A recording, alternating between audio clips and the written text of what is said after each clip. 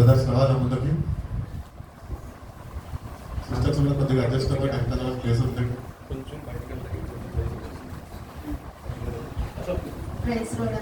కొంచెం సమయం ఇచ్చిన దైవజనులకి అవకాశం ఇచ్చిన దేవునికి వందనాలు.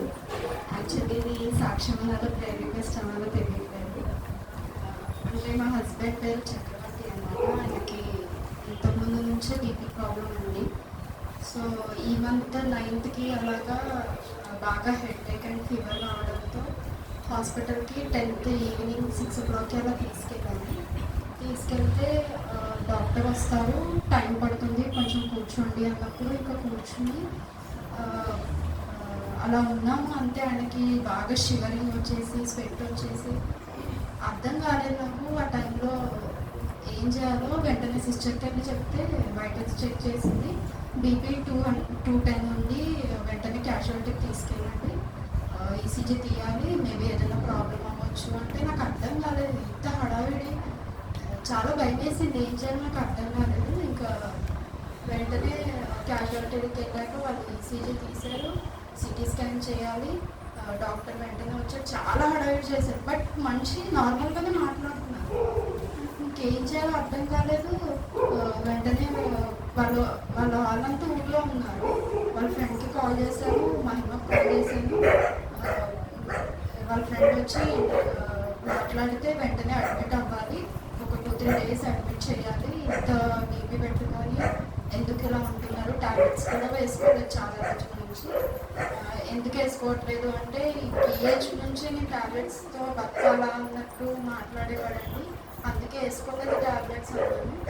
ఇంకా సిటీ స్కాన్ చేశారు, సిటీ స్కాన్ అయిపోయింది, అందులో ఏ ప్రాబ్లం లేదు అన్నారు.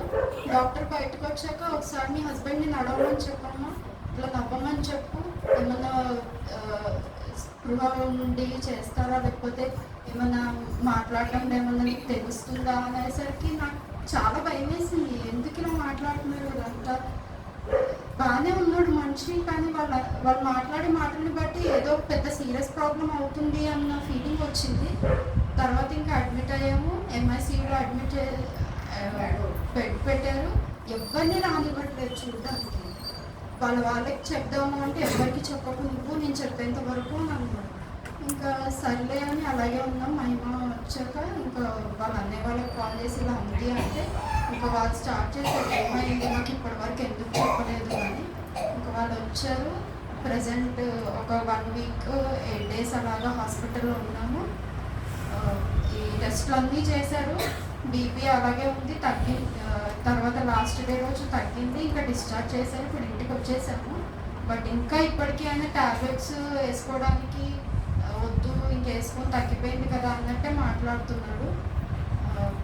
మళ్ళీ రివ్యూకి రమ్మన్నారు కానీ ఇప్పటి వరకు వెళ్ళలేదు. నాకు ఆ టాబ్లెట్స్ వేసుకుంటుంటే ఎలాగో అయిపోతుంది, ఒళ్ళు మొత్తం తిమ్మిరిగా అయిపోతుంది, ఎక్కువ ఆయాసం వస్తుంది అని చెప్తున్నాడు. ఇప్పటి వరకు రివ్యూకి వెళ్ళలేదు. అండ్ మా ఫాదర్ గురించి ప్రేయర్ చేయండి. ఆయనకి యాక్సిడెంట్ అయింది 2022లో. అప్పుడు కాల్లో ఒక ప్లేట్ వేయించాము, అది ఇప్పటి వరకు తీయించలేదు. పెళ్ళికి ముందు డాడీకి అండ్ వీళ్ళకి గొడవలు అయినందుకు డాడీ రావడానికి లేదు, ఆయనకి ఇప్పటి వరకు ప్లేట్ తీయించలేదు. ఆయన మొన్న అది మా హస్బెండ్లో ఉంది అన్నప్పుడు చూడడానికి వస్తానన్నాడు, కానీ వీళ్ళు రానివ్వలేదు. ఆయన అన్నాడు నాకు బెంగగా ఉంది నీ మీద. ఆయన ఎప్పుడు నాతో అలా మాట్లాడలేదు.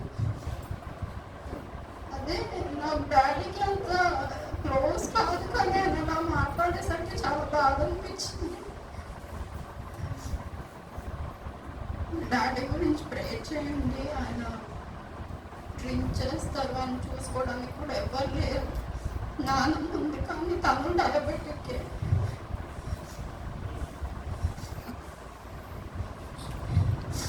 మీరందరూ ప్రేయర్ చేయండి, డాడీకి మంచిగా అయిపోవాలి, మా హస్బెండ్ కూడా మారాలి. ఆయన చేసేది రాంగ్ అని తెలుసు కానీ ఎందుకు ఇలా చేస్తున్నాడో తెలియట్లేదు.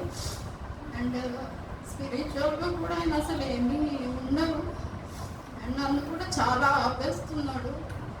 ప్లీజ్ మీరు అందరు కొంచెం ప్రేయర్ చేయండి. చిన్న